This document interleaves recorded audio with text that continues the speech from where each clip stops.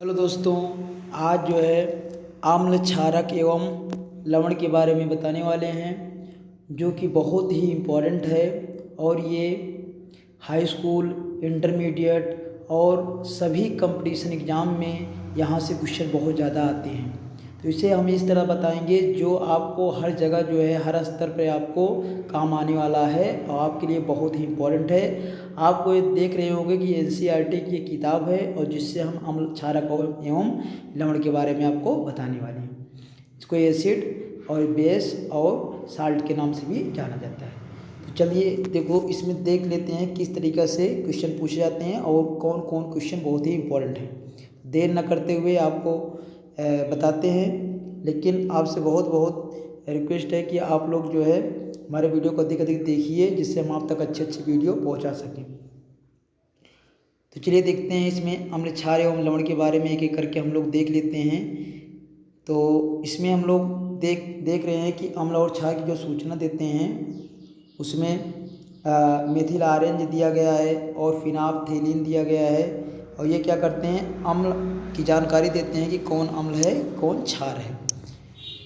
तो जो है एक लिटमस पेपर भी होता है और जो है लिटमस पेपर बनता किससे है वो भी अम्ल और क्षारक के बारे में सूचना देता है। तो यहाँ लिटमस विलयन जो है वो बैगनी रंग का होता है, रंजक है एक, और ये थाइलोपाइटा समूह लीचन से प्राप्त किया जाता है। तो बहुत इंपॉर्टेंट है, किससे प्राप्त किया जाता है, लीचन पौधे से प्राप्त किया जाता है। किस समूह से, थाइलोफाइटा समूह से।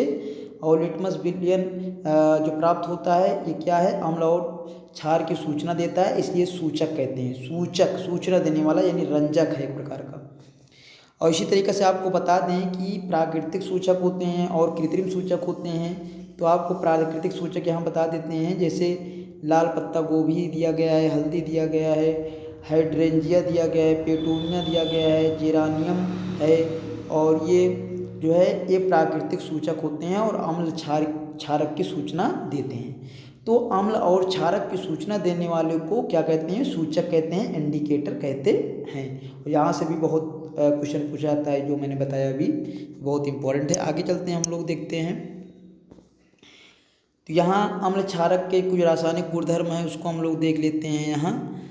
तो यहाँ बोला गया है कि जो गंध के रूप में क्या करते हैं, सूचना देते हैं अम्ल क्षारक की, उन्हें बोलते हैं गंधीय सूचक बोलते हैं। जैसे जो गंध के कारण उसे पता लग जाता है कौन अम्ल है कौन क्षार है, तो उसे गंधीय सूचक कहते हैं। जैसे आप यहाँ देख लेंगे वैनिला है, प्याज है, लौंग का तेल है, ये सब जो है गंधीय सूचक कहलाते हैं, क्योंकि इसे गंध से पता लग सकता है कि कौन सा अम्लीय है कौन क्षारीय है। तो आपसे पूछ लेंगे गंधीय सूचक कौन है, तो इसमें से जो आएगा आप बता सकते हैं। आगे देखेंगे अम्ल क्षारक अभिक्रिया किस तरीके से करते हैं। तो यहाँ आप देख पा रहे होंगे जो यहाँ लिखा गया है कि अम्ल धातु, और जो तीर का निशान लगाया गया है उसको बराबर बोलते हैं। अम्ल और धातु मिलकर क्या बनाते हैं, लवण बनाते हैं, यानी साल्ट बनाते हैं और हाइड्रोजन गैस का निर्माण करते हैं। तो आपसे पूछा जाता है अम्ल और धातु की क्रिया करके क्या बनाते हैं, लवण और हाइड्रोजन गैस का निर्माण करते हैं। तो आप समझ गए होंगे। आगे देखते हैं इसमें, जैसा कि यहाँ एक अभिक्रिया दिखाई गई है आपको यहाँ। और इसी तरीके से क्षार है, जैसे सोडियम हाइड्रोक्साइड और जिंक है, धातु जिंक है और सोडियम हाइड्रोक्साइड क्षारक है। तो ये सोडियम जिंकेट बना रहे हैं और हाइड्रोजन गैस को निकाल रहे हैं। तो इसी तरीके से ये भी क्या होता है, हाइड्रोजन गैस को निकालते हैं, जो क्षारक होते हैं धातुओं से क्रिया करके। आगे देखेंगे इसमें जो भी बताया गया है। तो जैसे आप देख पाएंगे यहाँ चूने का पानी है, जिसे कैल्शियम हाइड्रोक्साइड कहा जाता है। सूत्र भी पूछ लिया जाता है कि चूने का पानी का सूत्र क्या है, कैल्शियम हाइड्रोक्साइड CaOH की वोल्टेज जो है इसका है। और यहाँ आपको बता दें, यहाँ AQ जो लिखा रहता है, AQ का मतलब है बिलियन के रूप में, और CO2 गैस से क्रिया करेगा, जो कि G लिखा है यहाँ गैस के रूप में है। जब दोनों कैल्शियम हाइड्रोक्साइड और CO2 जुड़ जाएगा तो ये एक श्वेत अवक्षेप बनाएगा, जिसको बोलते हैं कैल्शियम कार्बोनेट। और ये यस लिखा गया, इसका मतलब है सॉलिड है, कठोर है। श्वेत अवक्षेप जो होगा, अवक्षेप का मतलब होता है जो नीचे बैठ जाता है, उसे अवक्षेप कहते हैं। तो कैल्शियम कार्बोनेट नीचे बैठ जाएगा और जल क्या हो जाएगा, ऊपर आ जाएगा, अलग हो जाएगा। तो कैल्शियम हाइड्रोक्साइड और कार्बन डाइऑक्साइड क्रिया करके एक अवक्षेप बनाता है और उसमें पानी बनाता है। और इधर देखेंगे आप कैल्शियम यही कार्बोनेट जब पानी से क्रिया करता है और कार्बन डाइऑक्साइड से क्रिया करता है तो ये जो है जल में विलयशील हो जाता है और कैल्शियम बाइकार्बोनेट जो कि कैल्शियम आप कह सकते हैं विलयन के रूप में है, इसको निर्माण करता है। और देखेंगे आगे, जैसे पूछा जाएगा आपको चूना पत्थर जिसको लाइमस्टोन कहते हैं, खड़िया चाक जिसको कहते हैं, संगमरमर मार्बल जिसको कहते हैं, ये कैल्शियम कार्बोनेट के रूप हैं।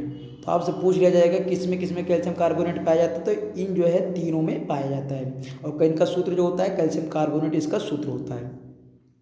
तो यहाँ देखते हैं धातु कार्बोनेट या धातु हाइड्रोजन कार्बोनेट और अम्ल क्रिया करके क्या बनाते हैं, लवण और कार्बन डाइऑक्साइड CO2 बनाते हैं और जल बनाते हैं। तो इस तरीक़ा से यहाँ से आप समझ सकते हैं कि क्या बनाते हैं क्रिया करके। एक एक तत्व तो इसमें बहुत ही इम्पोर्टेंट है। और आगे देखेंगे हम लोग अम्ल क्षारक कैसे अभिक्रिया करते हैं। तो अम्ल क्षारक अभिक्रिया करके बनाते क्या हैं, तो क्षारक अम्ल क्रिया करेंगे तो लवण बनेगा और जल बनेगा। तो क्षारक और अम्ल की इसी क्रिया को कहते हैं उदासीनीकरण अभिक्रिया कहते हैं। उदासीनी अभिकरण की क्रिया की मतलब ये है कि अम्ल और क्षारक एक दूसरे के प्रभाव को निष्क्रिय कर देते हैं और जिससे लवण और जल का निर्माण होता है, इसे ही कहते हैं उदासीनीकरण की अभिक्रिया कहते हैं। आप इसमें सोडियम हाइड्रोक्साइड और ये क्षारक है और ये Cl जो है हाइड्रोक्लोरिक अम्ल है, मिलने से NCl नमक का निर्माण होता है और जल का निर्माण होता है। तो आप इसको समझ गए होंगे कैसे उदासीनीकरण अभिक्रिया किसे कहते हैं। अम्ल क्षारक अभिक्रिया जो है जब लवण और जल बनाते हैं तो इसे ही उदासीनीकरण की अभिक्रिया कहते हैं। आगे देखते हैं हम लोग। तो इसी तरीके धातु ऑक्साइड और जल होगा और अम्ल होगा, तो धातु ऑक्साइड और अम्ल मिलकर भी क्या करते हैं, लवण और जल का निर्माण करते हैं। आगे देखते हैं इसमें। तो धात्विक ऑक्साइड जो होते हैं, आपको बता दें धात्विक ऑक्साइड जो होते हैं ये क्षारीय जो है प्रकृति के होते हैं। धात्विक ऑक्साइड क्षारीय प्रकृति के होते हैं और जो अधात्विक ऑक्साइड होते हैं वो जो है अम्लीय प्रकृति के होते हैं। ये यहाँ बताया गया है। और इसमें बताया गया है अम्लों एवं क्षारकों में क्या क्या समानताएं पाई जाती हैं। तो ये भी हाइड्रोजन गैस मुक्त करते हैं क्रिया करके, क्षार और अम्ल भी वही करते हैं। तो ये थोड़ा समानता देखने को मिलती है। यहाँ ये आपको इस माध्यम से चित्र के माध्यम से ये समझाया गया है कि अगर कोई क्षार विलयन है या अम्ल है विलयन के रूप में घुला हुआ है तो वो क्या होता है, विद्युत का सुचालक कहा जाता है। जैसे कि यहाँ अगर बैटरी लगा दिया जाए तो इसमें से क्या होगा, इसमें से एक सर्कल बन जाएगा और सर्किट से यहाँ से विद्युत धारा आएगी और विद्युत धारा इस जल से होते हुए दूसरे में जाएगी कील में, और कील के माध्यम से यहाँ जाएगी और स्विच ऑन कर दिया जाएगा तो बल्ब जल जाएगा। इस तरीके से इससे ये पता लगता है, निष्कर्ष निकलता है कि जो विलयन होता है उसमें जो उसमें अम्ल घोला गया है और या क्षारक घोला गया है उसका आयन के रूप में बदल जाता है। इसीलिए विलयन क्या होता है, उसमें विद्युत का चालक हो जाता है।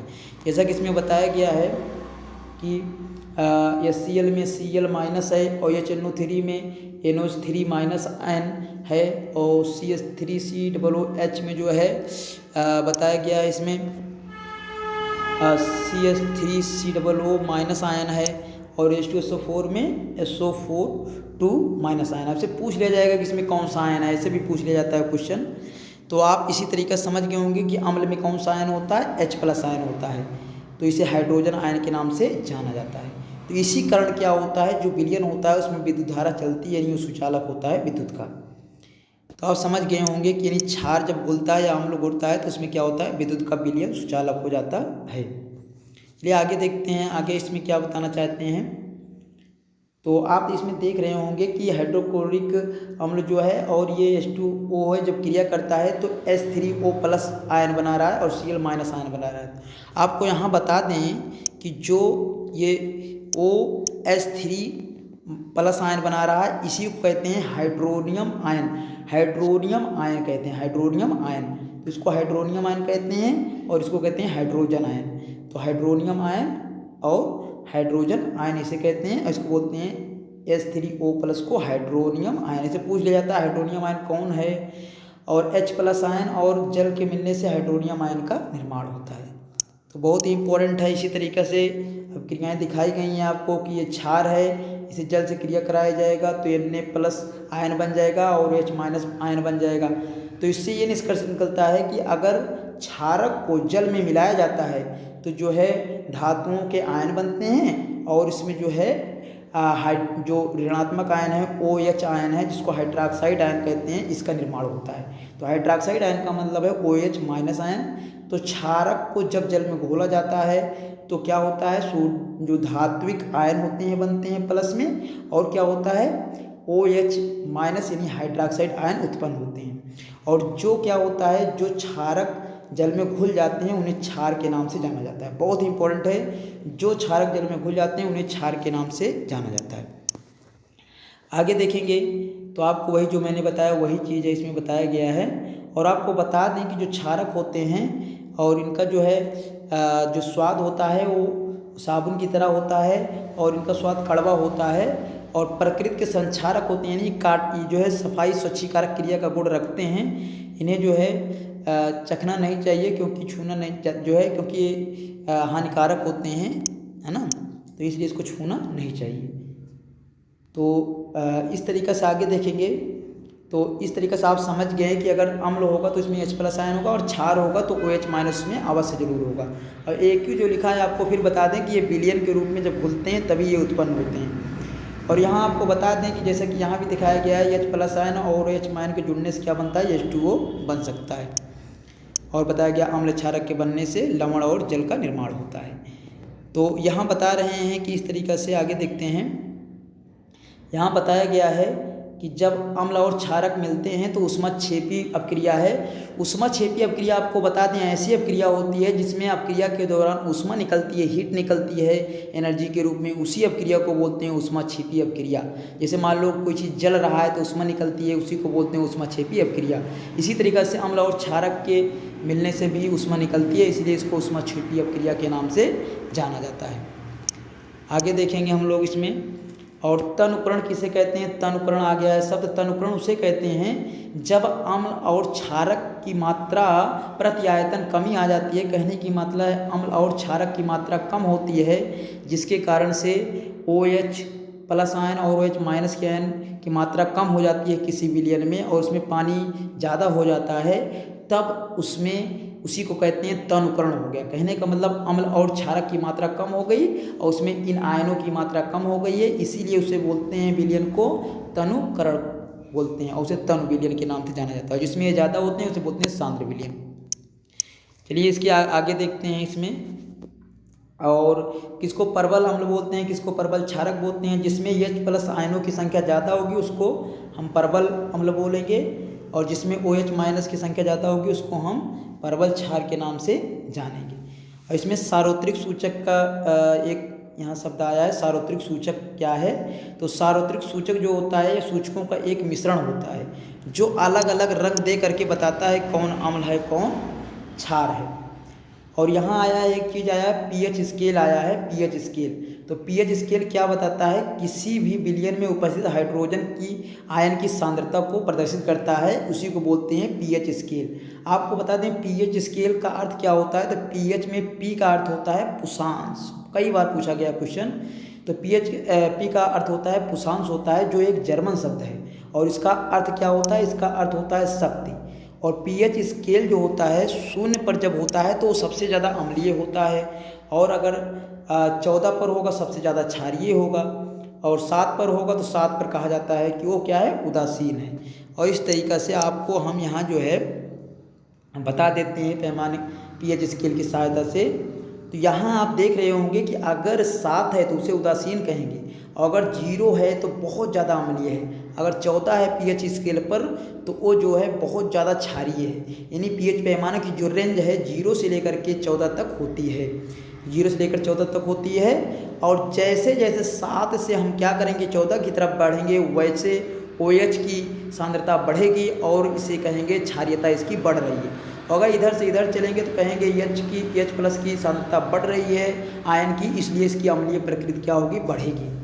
तो कहने का मतलब आप यहाँ ये है कि 7 जो होता है 7 पे इसका pH मान होता है उदासीन पदार्थ होता है, 7 से ज़्यादा जिसका होता है वो क्षारक होता है, और 7 से कम जिसका होता है वो अम्लीय होता है। जैसे कि जो 1 2 3 4 0 और जितने भी ये सब चीज़ हैं इनके कहेंगे अम्लीय है, और 7 से आगे जो रहेंगे वो क्षारीय होंगे। तो तो यहाँ जो 0 होगा सबसे ज़्यादा अम्लीय और 14 जो होगा सबसे ज़्यादा क्षारीय कहलाएगा। अच्छा, रेंज की बात कर लें कि अम्लीय रेंज कहाँ तक होगी, तो 0 से लेकर के 6.9 तक जो होगा ये अम्लीय रेंज है, और 7.1 से लेकर के जो होगा 14 तक होगा क्षारीय रेंज होगा। बहुत ही इंपॉर्टेंट क्वेश्चन है ये, और इस तरीक़े से आपसे पूछ लिया जाएगा। अगर तुलना करके पूछ रहे हैं जैसे कि 2 ज़्यादा अम्लीय है कि 4 ज़्यादा अम्लीय है, तो आप देख रहे हैं कि 0 की तरफ जो ज़्यादा बढ़ रहा है वो ज़्यादा अम्लीय है, और जो दूर है 0 से वो कम अम्लीय है। इसी तरीके से क्षारीय की बात कर लेंगे कि 13 ज़्यादा क्षारीय है कि 10 ज़्यादा क्षारीय है, तो आप 14 के समीप जिसको ज़्यादा पाएंगे वो ज़्यादा क्षारीय होगा।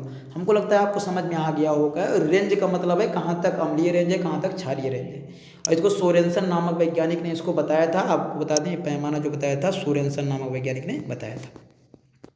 ये सार्वत्रिक सूचक आप देख रहे हैं विभिन्न कलर को प्रदर्शित कर रहे हैं, और यहाँ जठर रस का जो pH वैल्यू बताया गया 1.2 बताया गया, नींबू का बताया गया 2.2, और शुद्ध जल का होता है 7, और रक्त का अगर बताते हैं जो शरीर में होता है रुधिर होता है 7.4 होता है। मिल्क ऑफ मैग्नीशियम, जिसको मैग्नीशियम हाइड्रोक्साइड के नाम से जाना जाता है, उसका होता है 10, और सोडियम हाइड्रोक्साइड जो होता है उसका 14 होता है लगभग। तो यहाँ आप देख सकते हैं, और हाइड्रोक्लोरिक अम्ल का अगर बता दें तो इसका जो होता है 0 भी होता है, तो ये जो है अम्लीय ज़्यादा होता है, और सोडियम हाइड्रोक्साइड क्षारीय होता है। तो आप समझ गए होंगे इसको। आगे चलते हैं हम लोग। तो यहाँ प्रबल अम्ल हमने बता दिया जिसमें H+ आयन ज़्यादा होगा, दुर्बल अम्ल जिसमें H+ आयन की संख्या बहुत कम होगी। और अगर पूछा जाएगा मानव का जो है pH स्केल कहाँ से होता है, तो 7.0 से लेकर 7.8 के बीच में मनुष्य का pH मान होता है शरीर का, और इसी पर वो कार्य करता है, और बहुत कम है ये रेंज जो है, इसी को बोलते हैं संकीर्ण रेंज है, प्रास जो है परिसर है। और अम्लीय वर्षा कब कहा जाता है, जब pH मान जो है जल का, वर्षा का जो जल है उसका pH मान 5.6 से कम हो जाता है, तो उसे ही बोलते हैं अम्लीय वर्षा हो रही है। बहुत इंपॉर्टेंट है, इसको जानते रहना इस तरीके से। और इस तरीक़े से वो नदी में जाता है जल, तो भी उसमें जो जीव रहते हैं उसको नुकसान पहुंचाता है। और बता दें यहाँ शुक्र जो है जिसको कहते हैं वीनस के नाम से जाना जाता है, वहाँ सल्फ्यूरिक अम्ल के जो है मोटे मोटे बादल बनते हैं, और वहाँ सल्फ्यूरिक अम्ल की वर्षा होती है। और आपको बता दें यहाँ की जो सौर परिवार में 8 ग्रह हैं कुल टोटल, और इसमें जो है यम जिसको प्लूटो कहा जाता है उसको 2006 में निकाल दिया गया है ग्रह की श्रेणी से, और पहले 9 थे लेकिन वर्तमान समय में 8 है। आगे चलते हैं। इसमें जो है pH मान जो होता है अगर मिट्टी का भी ज़्यादा हो जाता है तो अम्लीय हो जाती है, और जो है इसमें जो कम हो जाता है तो अम्लीय हो जाती है, और ज़्यादा हो जाता है तो क्षारीय मिट्टी हो जाती है। तो जो है मिट्टी हानिकारक। यहाँ आपको बता देंगे कि जो हाइड्रोक्लोरिक अम्ल होता है ये हम लोगों के जो है जठर रस में पाया जाता है, और उसी में जो हाइड्रोक्लोरिक अम्ल बनता है अमाशय में बनता है, और इसी के कारण क्या होता है उसमें जो जीवाणु वगैरह होते हैं भोजन के साथ जाते हैं वो उनको मार देता है हाइड्रोक्लोरिक अम्ल। और क्या करता है हाइड्रोक्लोरिक अम्ल जो है भोजन को अम्लीय बनाने का कार्य करता है। यही जब क्या होता है शरीर में ज़्यादा अधिक मात्रा में बनने लगता है तो क्या होता है फिर दर्द होने लगता है, जिसके लिए हम क्या करते हैं गोली का उपयोग करते हैं जो क्षारीय होती है, और क्षारीय गोली को कहते हैं एंटासिड गोली का उपयोग करते हैं। एंटासिड गोली का निर्माण जो होता है मैग्नीशियम हाइड्रोक्साइड जिसको कहते हैं मिल्क ऑफ मैग्नीशिया कहते हैं उसी से बनता है, और ये दुर्बल एक क्षारक होता है तो उसी का यूज करते हैं। तो अम्ल और जो क्षारक होता है अक्रिया करता है जिससे उदासीनीकरण की क्रिया हो जाती है, जिससे पेट क्या हो जाता है सही हो जाता है। तो आप समझ गए होंगे। इसको पूछ लिया जाता है पेट में कौन सा अम्ल बनता है, हाइड्रोक्लोरिक अम्ल बनता है, हाइड्रोक्लोरिक अम्ल। आगे चलेंगे दंत क्षय कैसे होने लगता है। तो दांत का जो pH वैल्यू है अगर 5.5 से कम होने जाता है तो दंत क्षय होने लगता है, यानी दांत नष्ट होने लगता है। और आपको बता दें तो दांत का जो वल्क बना होता है उसके ऊपर वो एनामल कहते हैं, उसको दंत वल्क कहते हैं। और इसे कैल्शियम हाइड्रोक्सीएटाइट के नाम से भी जाना जाता है, और जो क्या होता है कैल्शियम फास्फेट के रूप में होता है। तो 5.5 से अगर pH मान है तो क्या होता है दंत क्षय होने दंत नष्ट होने लगता है दांत जो है। और जो भोजन करते हैं मुंह को सही से साफ नहीं करते हैं तो उसमें जीवाणु उत्पन्न होने लगते हैं, जिसके कारण क्या होता है दंत क्षय होने लगता है। आगे देखेंगे हम लोग पशुओं में भी क्या होता है। पशुओं में भी इस तरीक़े से कुछ जीव हैं जिसमें पाया जाता है, जैसे बिच्छू वगैरह है, मधुमक्खी है। तो इसमें क्या होता है इसमें डंक होते हैं, और डंक में क्या होता है मैथोनोइक अम्ल होता है, एसिड होता है जिसको फार्मिक अम्ल के नाम से जाना जाता है। वो क्या होता है डंक मार देते हैं जिससे क्या हो जाता है बहुत जलन उत्पन्न होता है, दर्द उत्पन्न होता है। और और यहाँ आपको बता दें एक नेटल है, नेटल एक शाकीय पादप है, पौधा है जंगली, और जो क्या होता है अगर वो किसी को थोड़ा सा चुभ जाता है तो क्या होता है, दर्द होने लगता है, क्योंकि इसमें भी क्या होता है, मैथोनोइक अम्ल पाया जाता है। और इसको जो है इस पर अगर ये ऐसा हो लग गया है और मैथोनोइक अम्ल जो है ये जलन उत्पन्न कर रहा है तो उसी जो है जान लीजिए कि यहाँ जो है अम्ल इससे शरीर में चला गया है। और उसके उपचार के लिए डाक नामक एक जो है पौधे की पत्ती होती है, उसको अगर रगड़ लिया जाए उस पर तो क्या होता है, थोड़ा उससे राहत मिलती है। तो आप पौधे में भी ये सब अम्ल पाए जाते हैं, इसके कारण ऐसा होता है। आपको यहाँ बता दें कुछ अम्ल हैं बहुत इंपॉर्टेंट हैं। तो कौन कौन सा अम्ल है, सिरके में कौन पाया जाता है, एस्टिक अम्ल पाया जाता है, संतरा में साइट्रिक अम्ल, इमली में टार्टरिक अम्ल, कच्चे आंवले में भी यही पाया जाता है, अंगूर में भी यही पाया जाता है, टमाटर में ऑक्जेलिक अम्ल, और आगे बताते हैं जो इसमें खट्टा दूध है जिसको दही के नाम जाना जाता है लैक्टिक अम्ल, और नींबू में साइट्रिक अम्ल पाया जाता है, चींटी के डंक में मैथोनोइक जिसको फार्मिक एसिड के नाम से भी जाना जाता है, नेटल के डंक में मैथोनोइक अम्ल पाया जाता है, इसे फार्मिक अम्ल के नाम से जाना जाता है। तो आप समझ गए, इसको पूछ लिया जाता है, बहुत इंपॉर्टेंट है। आगे हम इसमें देखेंगे जो है कि क्या क्या इसमें जो है लवण कैसे कार्य करते हैं। तो साधारण नमक के बारे में आप जानते हैं, इसका सूत्र होता है NaCl होता है, और समुद्र में सबसे ज़्यादा पाया जाता है। सोडियम जो है सोडियम क्लोराइड के नाम से इसका रासायनिक नाम है, इसे जाना जाता है। तो ये जो है कई चीज़ों के निर्माण में बहुत योगदान करते हैं। आप जानते होंगे दांडी यात्रा जो आप गांधी जी को देख रहे हैं 1930 में चलाया गया था, नमक आंदोलन था, तो उसके बारे में बताया गया है। और इसमें साधारण नमक और इसका उपयोग कहाँ कहाँ किया जाता है आप देख लीजिए। सोडियम हाइड्रोक्साइड के निर्माण में, बेकिंग सोडा के निर्माण में, वाशिंग सोडा के निर्माण में, व्यंजक चूर्ण के निर्माण में इसका उपयोग होता है। पूछा जाता है कहाँ उपयोग होता है, कहाँ उपयोग नहीं होता है। तो सोडियम हाइड्रोक्साइड निर्माण, बेकिंग सोडा निर्माण, वाशिंग सोडा निर्माण, व्यंजक चूर्ण के निर्माण में इसका उपयोग किया जाता है। अब हम एक एक रसायन को देख लेते हैं। तो सोडियम हाइड्रोक्साइड जो है इसके निर्माण के लिए जो प्रक्रिया अपनाई जाती है उसे बोलते हैं कलोन क्षार प्रक्रिया बोलते हैं। तो सोडियम क्लोराइड का उपयोग यहाँ भी आप देख रहे हैं हो रहा है, और एक कलोन क्षार प्रक्रिया द्वारा हम सोडियम हाइड्रोक्साइड का निर्माण करते हैं।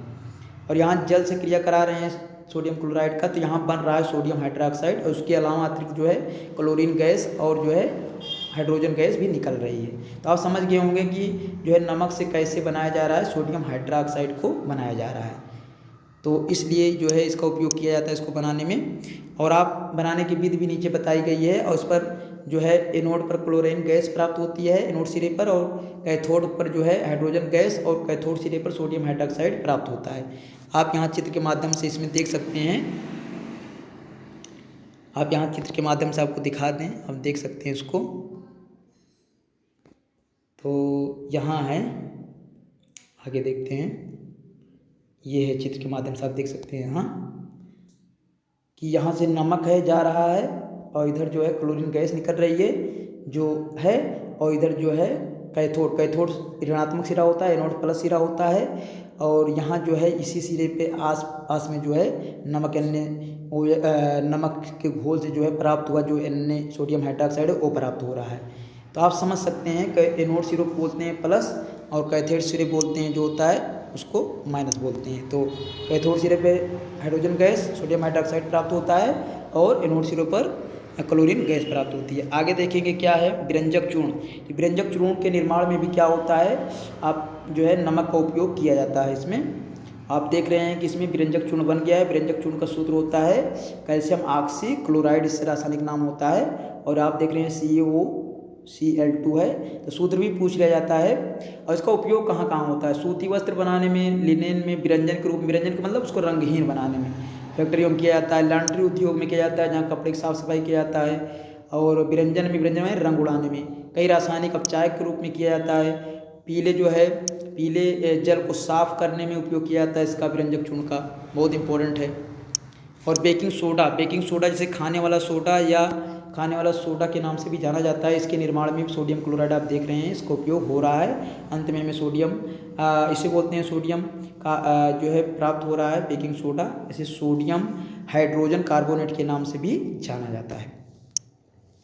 आज यहाँ देखेंगे कि जो है इसी को सोडियम हाइड्रोजन कार्बोनेट को अगर गर्म किया जाए, उष्मा दिया जाए, सोडियम कार्बोनेट भी क्या होता है, बन के तैयार हो जाता है। इसका मतलब सोडियम हाइड्रोजन कार्बोनेट का निर्माण भी करता है नमक से, और सोडियम कार्बोनेट का निर्माण भी होता है। तो इसका उपयोग कहाँ कहाँ होता है, बेकिंग सोडा जिसके कहते हैं, तो यहाँ बताया गया है इसका निर्माण जो होता है वो टार्ट्रिक अम्ल और बेकिंग सोडा मिला करके बेकिंग पाउडर के निर्माण में किया जाता है। आगे देखें कहाँ कहाँ इसका उपयोग होता है।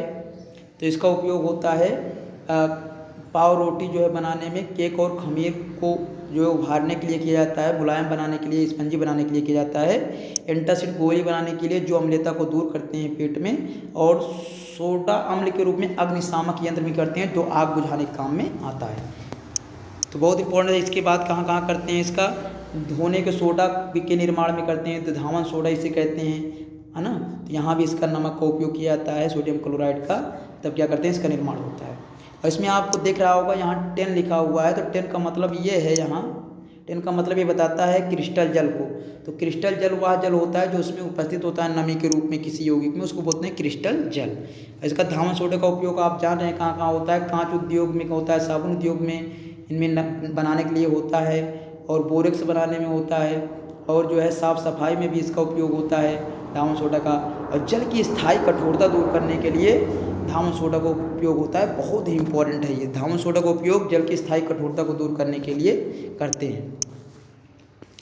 आगे देखेंगे इसमें, तो आप क्रिस्टल जल हमने बता दिया, जैसे कि कॉपर सल्फेट में 5 क्रिस्टल जल हैं, और यहाँ देखेंगे सोडियम कार्बोनेट 10 क्रिस्टल जल हैं, और कॉपर सल्फेट में जिसको बोलते हैं जिप्सम बोलते हैं, यहाँ जो है जिप्सम के रूप में है, ये कॉपर सल्फेट के रूप में है, यहाँ कॉपर सल्फेट जिप्सम के रूप में इसको कहेंगे, जिप्सम के रूप में। यहाँ देख रहे हैं आप 2 है, तो क्रिस्टल जल उसको बोलते हैं जो अंतिम में जुड़े हुए हैं जल के रूप में, और कितनी संख्या उसी को बोलते हैं क्रिस्टल जल।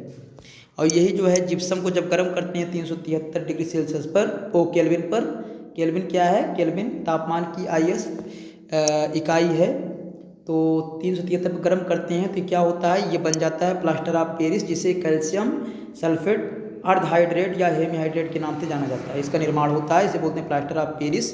ये सफ़ेद चूर्ण के रूप में क्या हो जाता है। इसका उपयोग क्या करते हैं, डॉक्टर लोग जो है टूटी हड्डियों को जोड़ने के लिए प्लास्टर बांधते हैं, और इसका उपयोग और भी कई जगह किया जाता है। जब क्या करते हैं, POP को पुनः जल में मिला देते हैं, POP को, प्लास्टर ऑफ पेरिस को, तो क्या होता है, पुनः यह जिप्सम बन जाता है और कठोर हो जाता है। इसका कहाँ कहाँ उपयोग किया जाता है हम लोग देख लेते हैं।